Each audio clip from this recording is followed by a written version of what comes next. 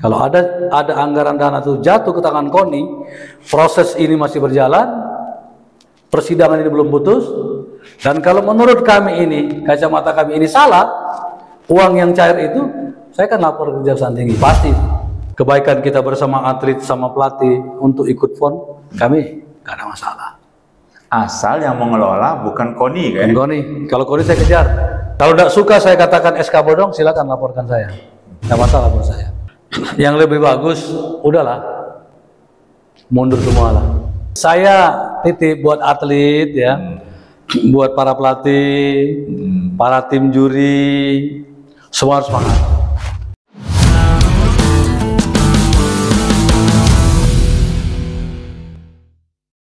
Assalamualaikum warahmatullahi wabarakatuh. Assalamualaikum warahmatullahi wabarakatuh. Salam sejahtera untuk kita semua. Ketemu lagi dengan saya Surono di podcast Ruang Tamu Rumah Kebaikan. Masih nyambung obrolan kita tentang KONI Sumsel. Ini didatangi oleh orang hebat ini. Ini kalau bisa dikatakan akan mengupas banyak hal tentang KONI Sumsel mulai dari awal lagi nih sampai kondisinya sekarang kenapa jadi seperti ini. Kita sapa langsung. Saya biasa manggilnya kakak ini, Kak Misnan Hartono, sarjana hukum. Assalamualaikum, Kak. Waalaikumsalam warahmatullahi wabarakatuh. Sehat, Kak? Mantap, sehat. Mantap, walaupun puasa terus. tetap semangat ya. Semangat terus, semangat. Banyak lah, Kak, nangani kasus kalau puasa ini? Tetap ya. Karena yang namanya perkara itu tidak memandang bulan dan tanggal dan tahun. Jika proses jalan sama seperti KONI. Oh, ini. Tidak bisa kita hentikan, tetap jalan. Tapi ada ritme yang berubah ada? Kalau bulan puasa nih, apa ke pengadilannya berubah jam? Ya, paling pengaturan jadwal. Pengaturan jadwal. Biasanya kalau puasa ini tidak secerah biasanya kan, agak lembut-lembut dikit. Lembut-lembut dikit, tidak gasnya deh. Tapi sekarang kita harus ngomong apa adanya, Kak. Kita harus terbuka lagi karena terima kasih pengunjung responnya terhadap podcast saya kemarin dengan Kak Asrul. Jadi banyak juga yang ngasih respon, termasuk beberapa kalangan pemerintah. Nih saya hadirkan nih, Kak. Tiba-tiba muncul lagi nih gugatan di pengadilan, tapi tidak tiba-tiba sebenarnya, Kak. Gimana, Kak, kronologisnya, Kak? Munculnya gugatannya? Ya, jadi gini. Kalau selama ini kan kakak cuman lihat di podcast, berita, semakin sirunya, gelombang KONI Sumsel ini kan. Sebenarnya memang siru, memang persoalannya luar biasa. Jadi kalau tahapan proses pemilihan ketua KONI Sumsel itu sudah diiringi dengan persoalan yang salah dan tidak benar, maka itu yang terjadi. Ya sebenarnya saya tidak akan memulai dari awal. Saya cuma memulai ada musyawarah mufakat itu. Ketika proses pada saat pemilihan? Pada saat musprop. Musprop. Betul. Antara Pak Yulian Gunhar dengan Asrul. Ya kebetulan kan saya ini ada di tim Pak Asrul. Ya. Saya coba kontak dan hubungi Pak Asrul. Dan Pak Asrul alhamdulillah mau mendengarkan kita untuk menyelamatkan tentang keolahragaan. Jangan sampai terjadi blok-blok kan. Niatnya bagus loh, Kak. Betul. Awalnya Pak Asrul ngotot masih mau jadi ketua. Tetap ngotot. Nah, tapi banyak masukan. Dan saya langsung ketemu juga dengan Pak Yulian Gunhar. Jadi suasana panas dalam ruangan itu begitu kita ketemu Pak Yulian Gunhar dengan Asrul kan dingin nih, semakin sejuk semakin dingin. Nah di depan hadapan saya ada berapa orang di situ? Ada Pak Yulian Gunhar, ada Pak Asrul, ada Pak Ruben, ada Pak Lirman, ada Pak Anton Nurdin ketua kota. Jadi kita sudah sangat bahagia pada saat itu bahwa kedua adik kita, sahabat kita ini mencair. Alhamdulillah. Artinya muncul di sana musyawarah mufakat. seorang Julian Gunhar jadi ketua, Asrul jadi sekretaris. Kan dingin ini macam. Dingin ini, benar-benar. Sehingga diumumkan lebih kurang dari jam 8 malam itu semakin mencair. Semakin mencair. Nah, tiba-tiba dalam struktur kepengurusan Pak Asrul tidak dilibatkan. Untuk penyusunan? Oke, terus Kak? H-1 dapat berita juga bahwa besok ada pelantikan, kan aneh ini. Nah, kalau Pak Julian Gunhar saya yakin orangnya baik. Tapi di belakang-belakang Pak Julian Gunhar ini mungkin mindset otaknya masih kotor. Oke. Saya mengatakan itu kotor kenapa? Karena Tubagus Sulaiman itu tidak pernah ada dalam agenda menjadi sekretaris. Dan mufakat ini mengenyampingkan seluruh aturan, tahapan aturan. Kalau kita mau bicara aturan, Julian nggak cukup syaratnya mau lolos itu. Saya ini orang hukum, saya lawyer, saya tahu kok. Kalau bicara dari ini ya persyaratan hukumnya. Betul. Tapi karena ini sudah menjadi sebuah kesepakatan, karena kita saksi hidup loh. Diajak ngobrol langsung nggak ya? Ya. Jadi saya walaupun masuk dalam kepengurusan KONIS sekarang ini, saya nggak tertarik, jujur. Kenapa? Saya tahu prosesnya. Saya orang hukum, tahu. Kenapa ini harus dipotong? Coba kalau tidak dipotong, mungkin sampai sekarang, ya mungkin semuanya akan berjalan clear dengan baik. Pemerintah juga mungkin akan mengakomodir semuanya. Jadi kakak ini bisa, maaf nih kalau saya bisa menafsirkan, persoalan saat ini nih karena persoalan pada saat Musprop kemarin itu. Betul. Pada saat pemilihan. Betul. Oke.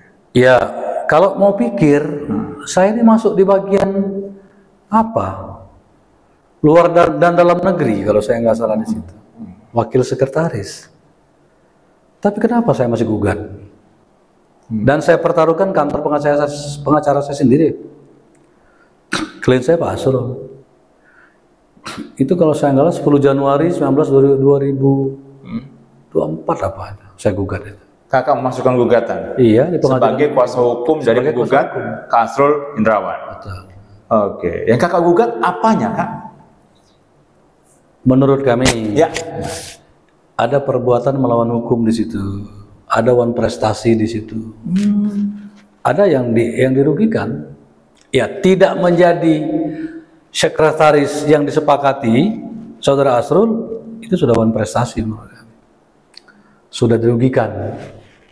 Nah, makanya kami masukkan gugatan ke Pengadilan Negeri dan proses itu sedang berjalan. Di mediasi kita tidak pernah melihat ada para petinggi itu hadir. Ada tiga utusan lawyernya aja yang cewek-cewek itu. Ini sudah 2 kali nih, 2 minggu nih, 2 kali sidang nggak hadir. Kita lihat nanti bulan habis Lebaran sidang lagi. Ya kalau sampai sekali 2 kali tidak ada lagi, ya mungkin diputuskan majelis hakim atau mungkin majelis hakim melihat pembuktian kami. Yang kakak tuntut apa saja, Kak? Saya minta dikembalikan saja. Sepakat apa yang disampaikan, yang kami saksikan antara Julian Gunhar dan Asrul. Berarti perubahan SK dong yang kakak? Harus, wajib. Bahkan saya dengar informasi orang DPP, ketum-ketum DPP itu nggak pernah tahu dia peristiwa terjadi yang seperti ini. Itu yang kami tahu kan. Nah ini sangat disayangkan. Kenapa? Apalagi saya dengar KONI punya kesulitan. Kalau saya nggak ada masalah, silakan pemerintah mau cairkan, nggak masalah buat saya. Tapi kalau menurut saya itu ada kesalahan, saya akan laporkan ke Kejaksaan Tinggi, pasti. Kalau ada anggaran dana itu jatuh ke tangan KONI, proses ini masih berjalan, persidangan ini belum putus, dan kalau menurut kami ini, kacamata kami ini salah, uang yang cair itu, saya akan lapor ke Kejaksaan Tinggi, pasti itu. Jangan itu Nggak tidak main. hanya KONI Aku udah saja. main-main, aku. Tidak hanya KONI saja yang bakal kena apa ya, kena sanksinya kayak pemerintah pun sebagai pihak yang mencairkan.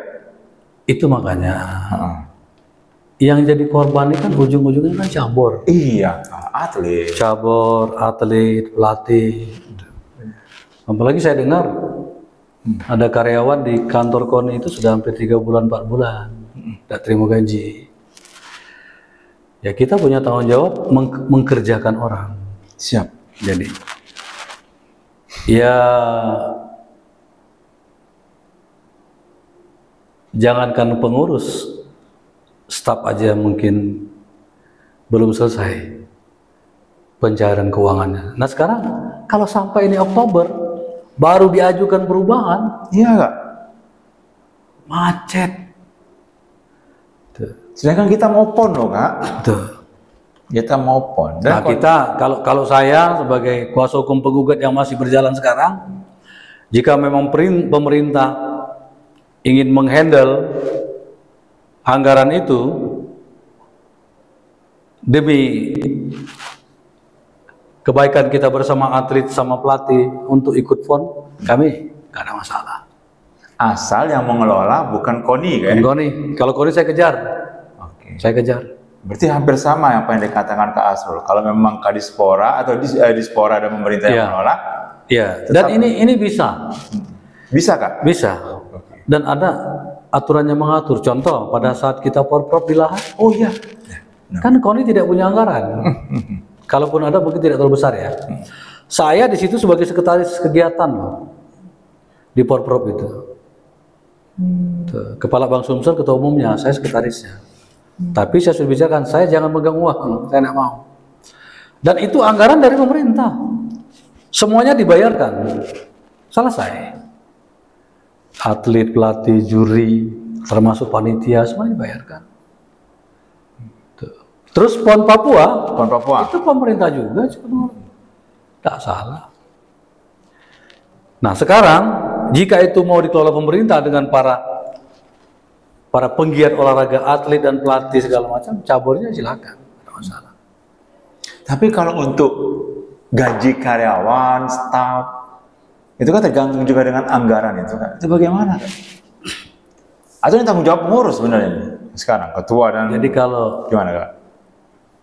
gaji staf, gitu, termasuk mungkin pengurus ya, itu yang punya kewenangan mengeluarkan itu KONI provinsi melalui dana hibah. Nah sekarang timbul pertanyaan, bagaimana kalau dana hibah tidak ada? Apakah ada bendahara yang atau ada orang yang berani mengatasi masalah ini? Itu Pak Taher aja dulu pernah mengatasi masalah ini. Benar. Tiba-tiba dia masuk. Ya kejadiannya kayak gitu juga. Apakah Bu Lucy sebagai bendahara berani untuk mengatasi ini? Mungkin secara keuangan Bu Lucy lebih sempurna, tapi dalam hal konteks masalah ini, nah sekarang kalau dana yang tidak ada, apa yang harus dibayarkan? Sebentar lagi kalau tidak dibayarkan, uang tidak ada, termasuk listrik itu mungkin mati, Iya Kak, listrik dan air juga bisa mati. menunggak juga ya Kak. Karena pengalaman kami juga mah itulah kemarin, 1 bulan nunggak macet diputus sama PLN. Tapi ketua umum cepat menyikapi, entah dia pakai uang pribadi dulu, entah bagaimana. Kenapa? Kalau itu hampir 14 jutaan itu listriknya 1 bulan. 1 bulan? 1 bulan itu. Wah. Apalagi Pak Gunnar sudah sibuk dengan legislatif DPR-nya. Ini kan banyak juga Kak yang mengkhawatirkan kelumpuhan KONI akan mengancam KONI bakal bubar. Kakak sebagai orang yang dulu pernah di KONI, kejadian ini sering terulang atau ini yang paling parah atau gimana nih? Ya sebenarnya kalau KONI ini bagian tanggung jawabnya pemerintah juga. Tetap pemerintah. Saya tidak sependapat juga kalau bubar itu ya. Tapi kalau pengurusnya dibekukan, dibubarkan boleh. Pengurusnya, bukan KONI-nya. Jangan, Oke. kalau KONI tak jalan. Oke. Kita lihat nanti, kalau cabur bisa menerima seperti ini, jalankan. Kalau cabur tidak bisa menerima yang seperti ini, gampang saja. Mosi tidak percaya, selesai. Makanya pengurus KONI itu harus ada tokoh. harus ada orang yang mengerti, harus ada orang yang memahami. Maksudnya Kak, harus ada tokoh berarti apa nih? Harus ada orang-orang yang mengerti Yang memang tokoh organisasi. Oke. Orang berpengalaman di bidang mungkin cabang olahraga atau KONI kabupaten kota atau berkecimpung mengurusi tentang keolahragaan. Kakak melihat yang saat ini tidak ada sosok itu? Ada sih ada. Paling sekitar 30%. 30%. Itu pandangan saya. Oke. Itu. Darmadi Aljubri sahabat saya, teman saya. Dia sibuk dengan pengacaranya. Contoh namanya kira-kira. Pak Arianto, ya selama ini kan jadi sekda. Saya yakin tidak berkecimpung di bidang olahraga. Tuh. Tapi kalau memang mereka mampu, kenyataan apa yang terjadi sekarang? Kalau memang mereka mampu, seorang Henry Zainuddin MZ dengan Suparman Roman yang kawakan berorganisasi aja masih gelabakan, masih hancur-hancuran. Terpleset lagi. Ya. Nah, jadi saya prihatin saja karena yang kemarin kita anggap gagal, ini hampir setengah gagal. Ya, kalau dana ini belum cair sampai sekarang, diperkirakan sampai Oktober. Oktober itu lama. Lama Kak. Lama. Proses ini jalan. Persiapan. 6 bulan tidak pakai mesin listrik, putus uang listrik itu. Ledeng segala macam itu kan. Ya, tadi juga nak disiap ke. Terus kawan-kawan pengurus KONI kan butuh transport. Kita ini bukan kerja di panti sosial, bukan. Kak, kembali ke gugatan Kakak. Ini kan sudah masuk, sudah proses. Udah berproses. Oke. Ini berapa lama Kak? Kalau dari ini persidangan? Kalau mereka datang, kita bacakan gugatan. Oke. Di depan majelis, di depan para tergugat dan turut tergugat. Tapi karena mereka sudah 2 kali tidak datang, ya kita lihat nanti habis lebaran. Ya, kalau memang tidak datang lagi 1 kali lagi, 2 kali lagi, mungkin diputuskan oleh majelis hakim. Atau mungkin kami dengan pembuktian yang lain. Dan gugatan silakan mereka menganggap ini nggak ada masalah, nggak ada apa. Buat kami nggak ada masalah. Tuh. Ini kalau majelis hakim sudah memutuskan sesuai tuntutan Kakak, berarti mau tidak mau SK yang sekarang tidak berlaku nih. Ya, kalau gugatan kita ini kan jelas, pasti tidak berlaku lagi. Dan langsung lapor ke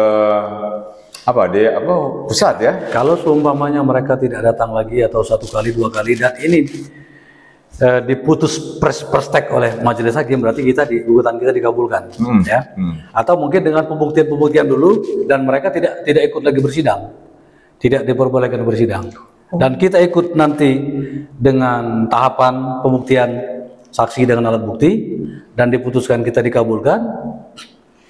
Jika memang mereka nanti tidak banding, ya tetap hasilnya tetap kita sampaikan ke pusat. Saya tertarik yang pernyataan Kakak tadi. Kalau mereka tidak mengindahkan, tidak peduli dengan hal ini, terus dana cair dari pemerintah ke KONI. Yang jelas kalau ini masih berproses hukum, tiba-tiba anggaran KONI itu keluar dan dicairkan, dana hibah turun ke KONI, dan itu dipergunakan, kalau menurut pandangan kami itu ada yang salah, kami akan lanjutkan ke Kejaksaan Tinggi. Langsung? Oh langsung, aku tidak main-main, langsung. Nanti benar tidak benar kita ke sana. Berarti beda lagi Kakak? Beda lagi, kita lihat pidananya nanti. Langsung pidana? Betul. Maka saya tunggu ini. Saya sebenarnya menunggu dana hibah itu turun. Proses sedang berjalan. Apa hal ini juga, karena komunikasi tidak dengan izin Dispora atau Pemprov Sumsel? Saya tidak punya kepentingan untuk berkoordinasi dengan pemerintah. Tapi saya sudah menyampaikan surat kepada pemerintah. Ke DPR sudah saya sampaikan, pemerintah sudah saya sampaikan. Ada tanggapan dari mereka, Kak? Kami tidak perlu ada tanggapan, karena surat itu pemberitahuan kami Pemberitahuan. bahwa kami menggugat SK KONI, kayak menggugat. Sebenarnya kita ini bersahabat semua, berteman semua. Iya, benar-benar saya setuju tuh. Tapi kenapa harus seperti ini? Saya itu setuju sebenarnya, walaupun ini masuk ke gugatan, sebenarnya sederhana yang Kakak tuntut ya. Betul. Jadi Pak Sarjono, saya ingat jadi H-1 malam mau pelantikan di Novotel itu, saya datangin Pak Julian Gunnar, ngobrol gitu, ngobrol. Dan beliau minta 3 bulan, apa kalau saya nggak salah itu, minta waktu 3 bulan untuk revisi, untuk revisi kurus. Itu di depan saya disampaikan. Tapi sekarang udah berapa bulan ini? Wah, lama nih, Kak. Ada 4 bulan lebih ya? Lebih, Kak. Kami aja gugat Januari itu. Lebih, Kak. Januari bulan 10. Hampir 5 bulan ya. Hampir 5 bulan. Dan siapa sih yang mau direvisi? Tuh.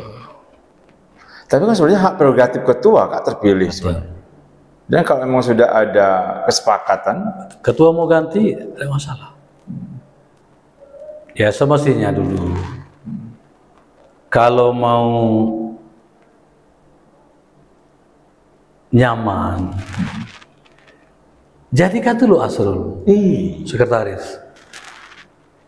Nggak suka lagi bulan depan revisi rapat pengurus pimpinan. Misnan nggak suka, coret Misnan, nggak apa-apa, nggak masalah.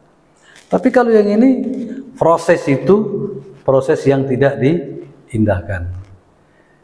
wah ini pengunjung apa ya?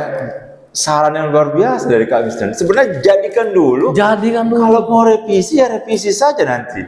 Potong semuanya, tidak masalah. Rapat pengurus bisa, karena ketua punya prerogatif.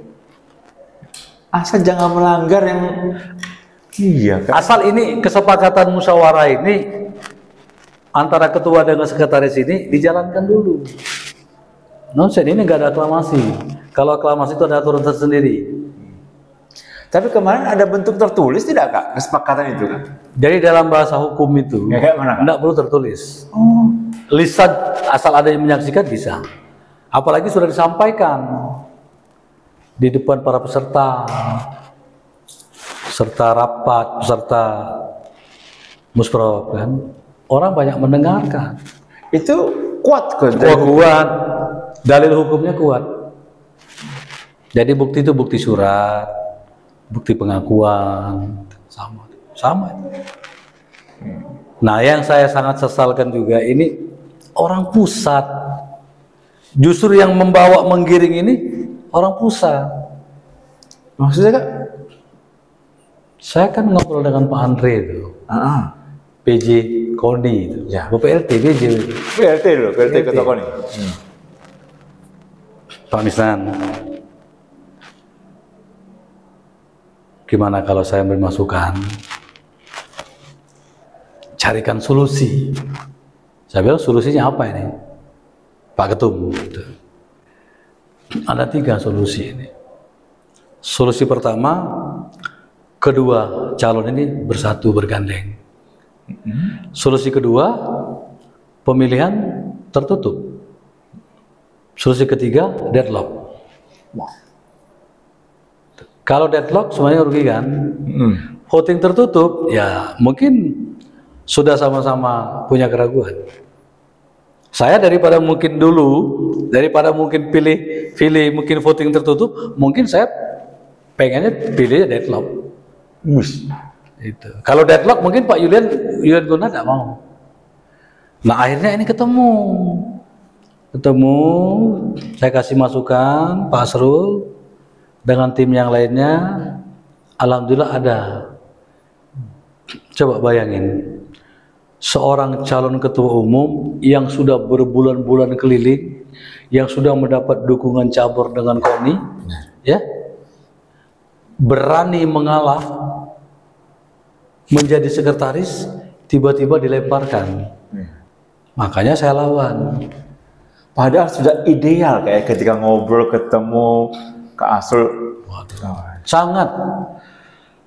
Jadi suasana yang begitu ramai, suasana yang begitu mencekam saat itu, putus dengan waktu cuma 1 menit 2 menit selesai. Mencair semua. Saya jujur kalau soal panas, panas.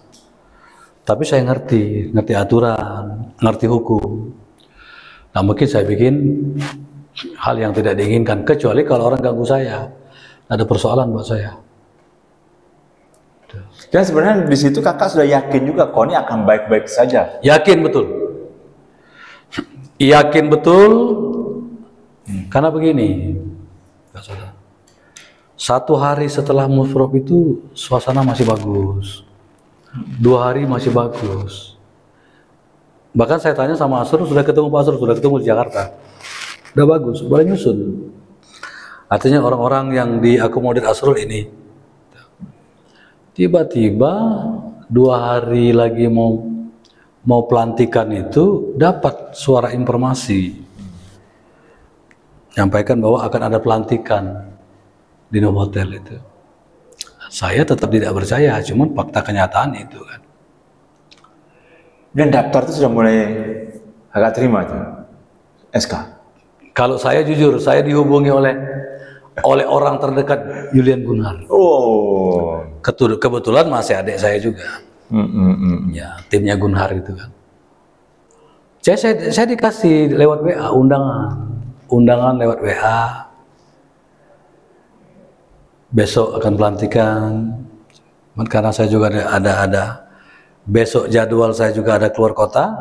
Saya juga tidak bisa hadir. Dan saya juga sebenarnya tidak mau hadir juga. Kak, nah ini apa ya? Ini pertanyaan penutup ini Kak, karena sudah 20 menit lebih kita podcast. Kalau gugatan ini dikabulkan, Kak Asrul menjadi sekretaris, Kak Gunnar ketua. Dengan kondisi saat ini, dengan sudah polemik sebanyak ini, apakah jadi jalan yang terbaik masih menurut Kakak? Kalau saran saya ya, dengan adanya kalau dikabulkan ini, kalau dikabulkan mungkin saya minta Asrul sebagai sekretaris ya. Yang lebih bagus, udahlah, mundur semua lah.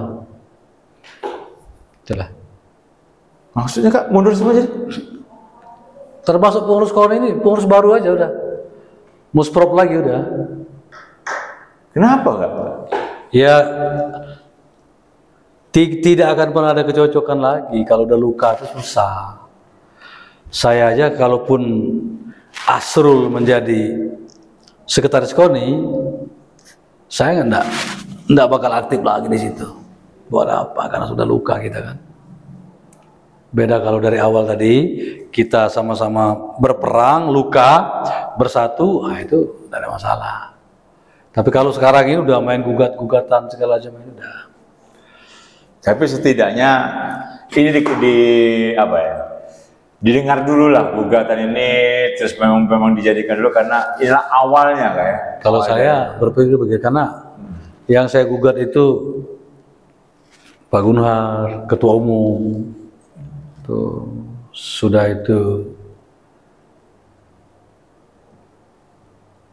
mantan PLT, Pak Sigitnya. Itu banyak yang saya gugat itu. Kalau saya cuman ingin mencari keadilan saja. Kalau saya mencari jabatan posisi, saya sudah masuk di situ. Iya, benar. Ini benar loh pengunjung. Sebenarnya kami sudah di kepengurusan sudah punya jabatan strategis. Tapi hal ini saya setuju demi keadilan Kak. Kalau ditanya kepada saya, apakah saya mengakui SK itu? Iya. Jawaban tidak. Saya tidak mengakui SK itu. Ini contoh saya gugat. Artinya saya tidak terima SK itu. Kenapa? Tidak sesuai dengan kesepakatan yang dibicarakan saat itu. Maka saya anggap itu SK bodong saja. Saya anggap silakan mereka jalan. Wah. Saya mengatakan itu karena saya menyaksikan. Saya menyaksikan dengan mata kepala saya. Dan saya yang mengaminkan. Kalau tidak suka saya katakan SK bodong, silakan laporkan saya. Nggak masalah buat saya. Wah. Nggak masalah buat saya. Baik, pengunjung ruang tamu Rumah Kebaikan, inilah Kak Misnan, inilah pernyataan keras dari beliau, tapi saya yakin apa yang dinyatakan oleh beliau demi kebaikan KONI Sumsel dan demi keadilan. Karena kita kembali dulu ke marwah awal kesepakatan. Betul. Kak, sebagai kalimat penutup Kak, saran untuk pengurus KONI saat ini Kak, yang sudah berpolemik ini Kak, boleh? Ya kalau saran saya daripada capek-capek di situ, honor cukup dekati, balik ke rumah bela. Masih banyak kami lain. Terutama untuk Daeng tuh, nah balik bereng kau Daeng. Baik, terima kasih Kak Misnan. Yang pasti atlet-atlet jangan patah semangat. Oh iya itu. Nah ini harus ini. itu. Ini, silakan Kak. Ya, jadi saya titip buat atlet ya, buat para pelatih, para tim juri, semua harus semangat. Silakan berkomunikasi dengan orang pemerintah provinsi. Ingat, 2025 itu ada di Museum Banyuasin kalau tidak berubah. Muspropnya. Persiapan. Oke, terima kasih Kak Misnan, terima kasih para pengunjung. Silakan terus saksikan podcast ini, semoga bisa mendapatkan kebaikan. Dan saya garis bawahi apa yang dikatakan oleh Kak Misnan. Para atlet, pelatih, juri, tetap semangat karena kemajuan dunia olahraga di Sumsel ada di tangan kalian. Koordinasilah dengan pemerintah. Semoga itu menjadi jalan terbaik. Saya tutup. Wassalamualaikum warahmatullahi wabarakatuh. Waalaikumsalam warahmatullahi wabarakatuh. Terima kasih Kak.